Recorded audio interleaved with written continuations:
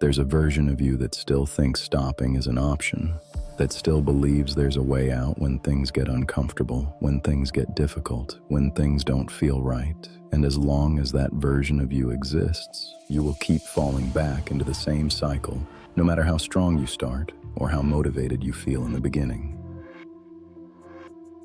Because the problem isn't how you start, it's what you allow yourself to do when the pressure hits, when the resistance shows up, when the excitement fades and it becomes real, when it becomes effort, when it becomes something you have to push through instead of something you feel pulled toward.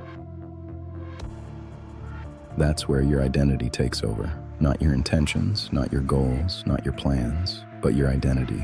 The version of you that you've built through repetition, through patterns, through every decision you've made when things didn't go your way. And right now, if you're honest, that identity still includes hesitation. It still includes negotiation. It still includes moments where you give yourself permission to slow down, to adjust, to delay. And those moments are exactly what keep you stuck.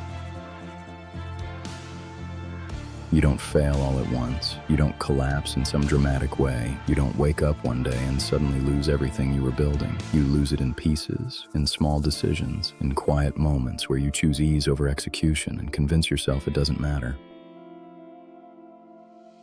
But it always matters, because every time you allow that behavior, every time you follow that pattern, you reinforce it. You make it stronger.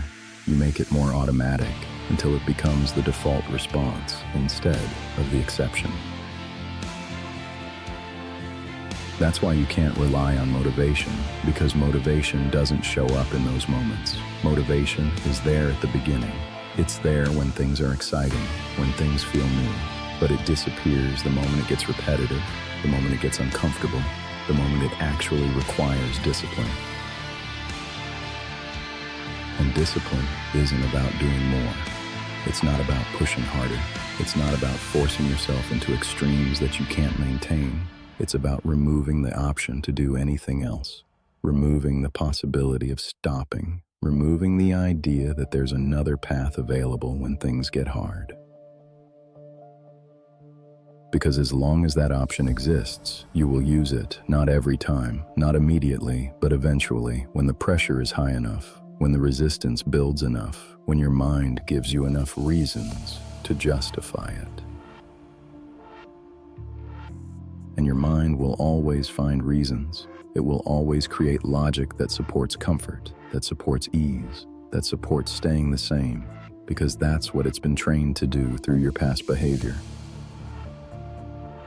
It will tell you that you've done enough, that you deserve a break, that you can adjust just this once, that you can come back stronger tomorrow, and if you haven't removed the option to listen to that voice, you will follow it. That's why this isn't about controlling your thoughts. It's about controlling your actions, regardless of your thoughts. It's about deciding that what you do is not dictated by how you feel or what your mind is telling you in the moment. You don't negotiate, you don't analyze, you don't debate. You act because that's who you are. Not someone who sometimes follows through, not someone who tries when it feels right, but someone who executes no matter what. And that identity has to be absolute. It can't be conditional. It can't depend on your mood, your energy, your environment, or your circumstances, because the moment it becomes conditional, it becomes weak. And weakness shows up under pressure, not when things are easy, not when everything is aligned, but when it's inconvenient, when it's uncomfortable, when it requires more from you than you expected. That's where most people break. That's where most people go back to their old patterns because they never removed that version of themselves. They just tried to override it temporarily. But you don't override it, you eliminate it completely, permanently. You stop identifying with the version of you that hesitates, that delays, that negotiates. You stop seeing that as part of who you are. Because as long as you see it as part of you, you will justify it, you will accept it, you will allow it to exist, and anything you allow will continue. So you make a decision, not a temporary one, not something you revisit later, but a final one. that stopping is no longer part of your behavior, that hesitation is no longer something you entertain, that delay is no longer an option. And your mind will push back, it will resist, it will try to bring you back to what's familiar, because what's familiar feels safe, even if it's keeping you stuck.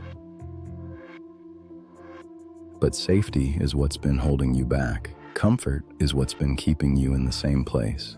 And if you want to move forward, you have to become someone who doesn't rely on either.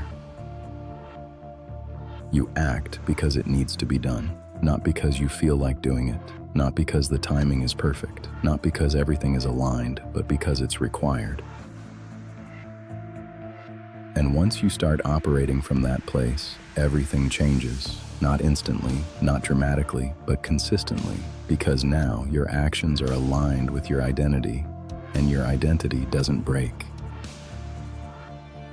It doesn't adjust under pressure. It doesn't collapse when things get difficult. It holds, it stays, it continues forward regardless of what's happening around you or inside you.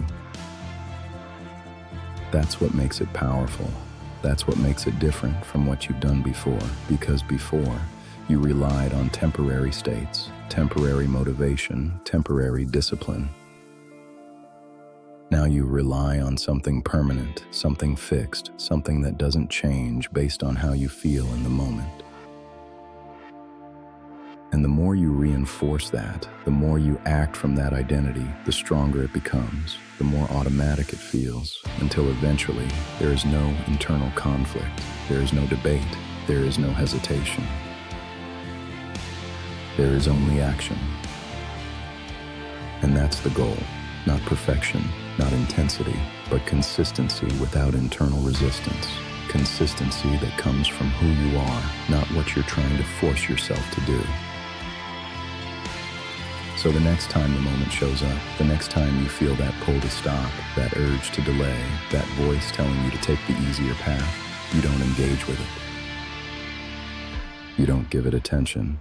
You don't give it space. You don't let it influence your decision because it's not part of you anymore. You act immediately, directly, without hesitation, because that's who you are now. And the more you do that, the more you prove it, the more you reinforce it, until there is no version of you left that does anything else. No exit. No exceptions. No second identity. Only execution.